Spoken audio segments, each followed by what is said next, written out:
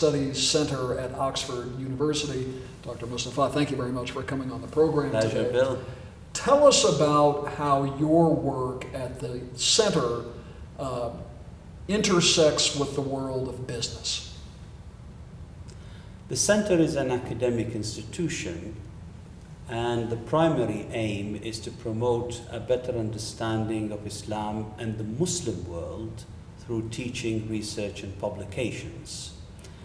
And that, of course, brings us into many fields in the social sciences and humanities, including education, for example, which is my field in particular, and educational management.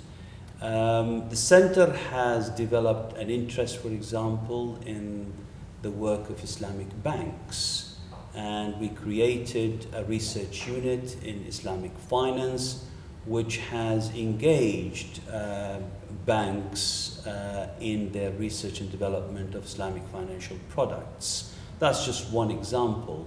I'm particularly interested in the field of educational management, and in particular leadership development programs that are grounded and embedded in Islamic culture.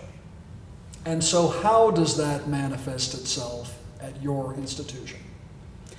In my institution, we have a number of teaching programs, including seminars and lectures and conferences related to the fields that I have spoken about. And part of that, we also travel to other parts of the world to deliver workshops and training modules in executive education. I've done one in Abu Dhabi, for example, and this is also an opportunity for me when I was invited by Mile to deliver an executive course on leadership development related to case studies that we learned from the life of the Prophet Muhammad, peace be upon him. So what are your impressions of the aims, the goals of Mile, and what have you learned most from your time here and your connection to Mile since the relationship began? The Madinah Institute for Leadership and Entrepreneurship actually serves a very important role.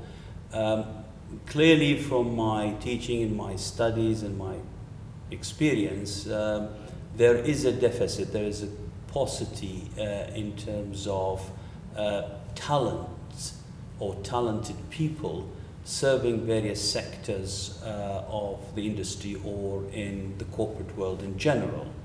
And that requires an academic input, a development which is a well-known effort in what is called executive education.